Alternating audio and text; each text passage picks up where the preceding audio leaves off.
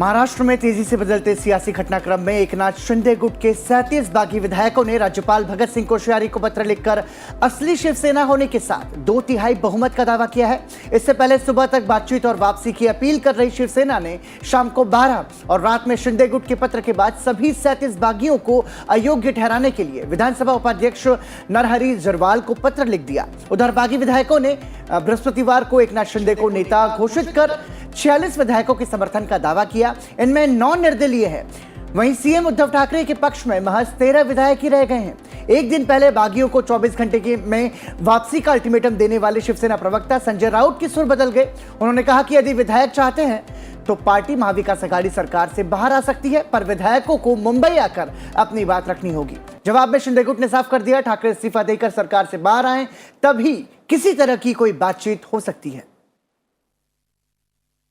अगर वो चाहते हैं कि महाविकास आघाड़ी से हमको बाहर जाना है तो ये बहाना है। ये बात अब हमारे सामने आकर भी कह सकते हो है कि हम उनकी बात तो सुन लेंगे। अगर पार्टी में एक मत बनता है उस बारे में जरूर हम निर्णय लेंगे। राष्ट्रपति पद की एनडीए उम्मीदवार द्रौपदी मुर्मू आज नामांकन दाखिल करेंगी। इस दौरान प्रधानमंत्री समेत कई केंद्रीय मंत्री और एनडीए नेता मौजूद होंगे। गुरुवार को द्रौपदी मुर्मू ने उपराष्ट्रपति, प्रधानमंत्री, गृह मंत्री और रक्षा मंत्री से मुलाकात की।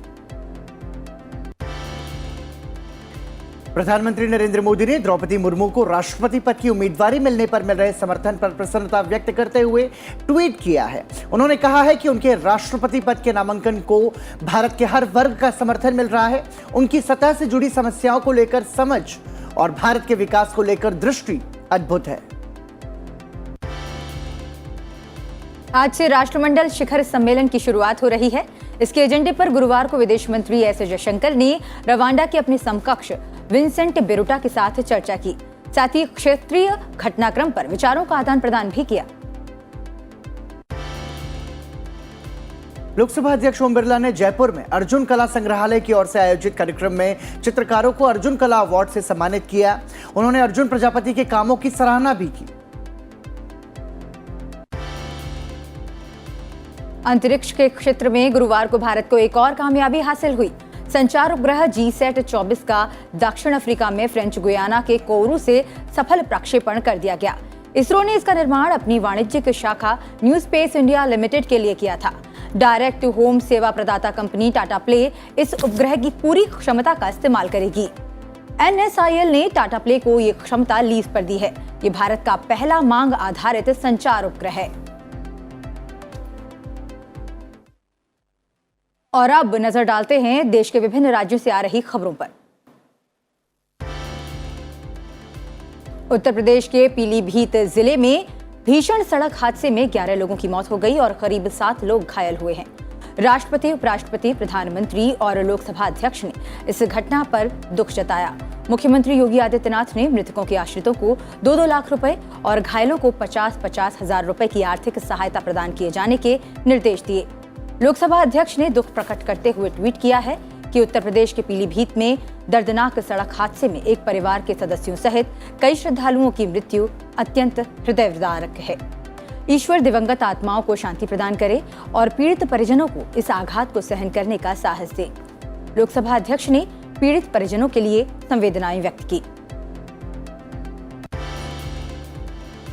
गुरुवार को 5 राज्यों और दिल्ली में लोकसभा की 3 और विधानसभा की 7 सीटों के लिए उपचुनाव में मतदान कुल मिलाकर शांतिपूर्ण रहा। इस दौरान त्रिपुरा में सबसे अधिक 76.62% मतदान हुआ। पंजाब, दिल्ली और उत्तर प्रदेश में मतदान 45% से कम रहा, जबकि झारखंड में यह 56 और आंध्र प्रदेश में 67% रहा। उत्तर प्रदेश में आजमगढ़ और रामपुर लोकसभा सीटों पर हुए उपचुनाव में 43% मतदान हुआ।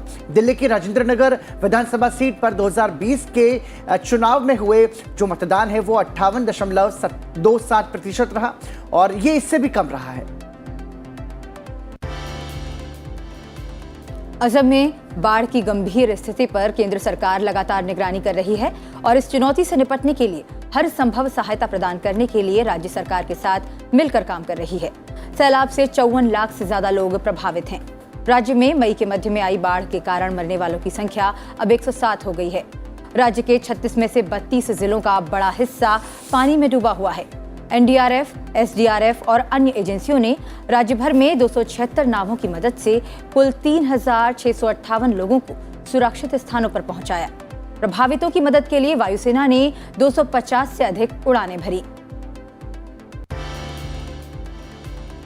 और असम की जो बाढ़ की स्थिति है उसके मद्देनजर प्रधानमंत्री नरेंद्र मोदी ने सिलसिलेवार ट्वीट के जरिए मौजूदा स्थिति से अवगत कराया और एक बार फिर हर संभव सहायता का आश्वासन दिया। दिल्ली के मुख्यमंत्री अरविंद केजरीवाल की नई दिल्ली म्युनिसिपल काउंसिल की सदस्यता को चुनौती दी गई है। सूचना के अधिकार के तहत मिली जानकारी के मुताबिक नई दिल्ली नगर पालिका परिषद की जनसुविधा केंद्र को लेकर हुई 21 बैठकों में से केजरीवाल ने 20 में भाग नहीं लिया। केजरीवाल एनडीएमसी की 22 दिसंबर 2021, 7 जनवरी 2022, 23 फरवरी 2022 और 30 मार्च 2022 को हुई 4 बैठकों से लगातार अनुपस्थित रहे। कर्नाटक उच्च न्यायालय ने कहा कि अनुसूचित जाति और अनुसूचित जनजाति अत्याचार निवारण अधिनियम के तहत जातिवादी दुर्व्यवहार सार्वजनिक स्थानों पर नहीं होना चाहिए। इसी के साथ ही अदालत ने लंबित मामलों को रद्द कर दिया। बता दें कि शिकायतकर्ता ने आरोप लगाया था कि बेसमेंट में उसे जाति सूचक शब्द कहे गए थे। इस दौरान उसके सहकर्मी भी मौजूद थे। अदालत ने कहा कि बेसमेंट सार्वजनिक स्थान नहीं हो सकता। दिल्ली में कोरोना वायरस का संक्रमण बेकाबू होता जा रहा है। दिल्ली में पिछले 24 घंटे के दौरान 1934 नए मामले सामने आए हैं, जिसके बाद एक्टिव केसों की संख्या बढ़कर 5,755 हो गई है। वहीं संक्रमण की दर 8.10% हो गई है। हालांकि राहत की बात यह है कि पिछले 24 घंटों के दौरान दिल्ली में किसी की मौत का कोई भी मामला सामने नहीं आया है। दिल्ली सरकार ने वाहन से होने वाले प्रदूषण पर अंकुश लगाने के प्रयास के तहत अक्टूबर से फरवरी तक राष्ट्रीय राजधानी में मध्यम और भारी मालवाहक गाड़ियों के प्रवेश पर रोक लगाने का फैसला किया है।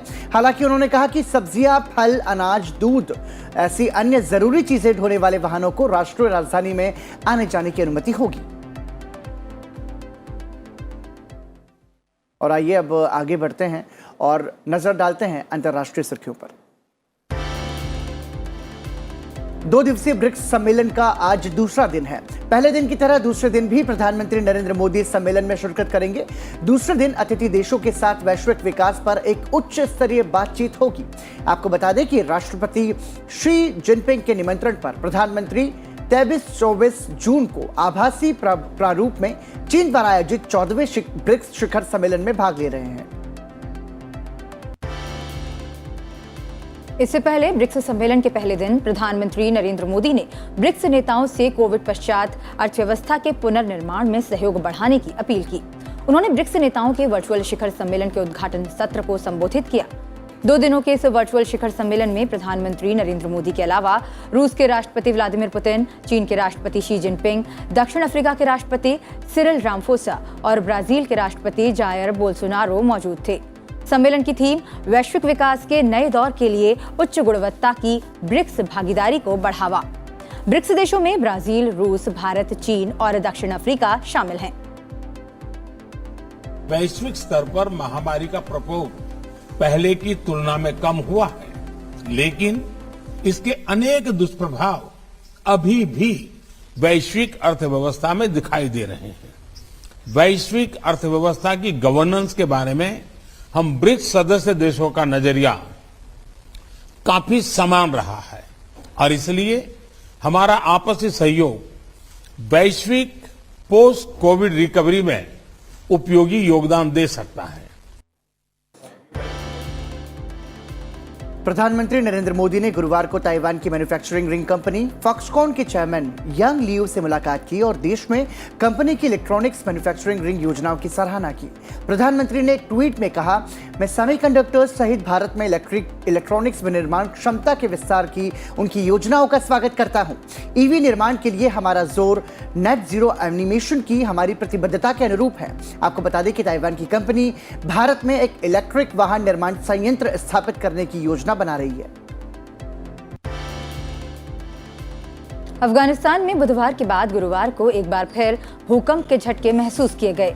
इस भूकंप का केंद्र काबुल से 262 किलोमीटर उत्तर पूर्व था। रिक्टर पैमाने पर इस भूकंप की तीव्रता 4.3 मापी गई। इसके बाद अफगानिस्तान में काबुल से 255 किलोमीटर उत्तर पूर्व केंद्र में भी भूकंप के झटके महसूस किए गए। रिक्टर पैमाने पर इस भूकंप की तीव्रता 4.4 मापी गई। इस प्राकृतिक आपदा की वजह से अफगानिस्तान के 2 करोड़ लोग भूखे सोने को मजबूर हैं। यूरोपीय संघ के नेता 27 राष्ट्र ब्लॉक में शामिल होने के लिए यूक्रेन को उम्मीदवार का दर्जा देंगे। पूर्ण सदस्यता की ओर एक लंबी और अप्रत्याशित यात्रा में यह पहला कदम है, जिसे हासिल करने में कई साल लग सकते हैं।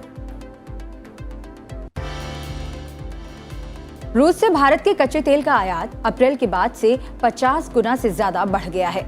रूस से भारत आने वाला तेल अब उसके कुल आयात किए गए तेल का 10% है। यानी भारत विदेशों से जितना तेल आयात करता है उसका 10% अब अकेले रूस से आ रहा है। ये आंकड़े इसलिए भी अहम हैं क्योंकि यूक्रेन युद्ध से पहले भारत अपनी जरूरत का केवल 0.2% तेल ही रूस से आयात करता था।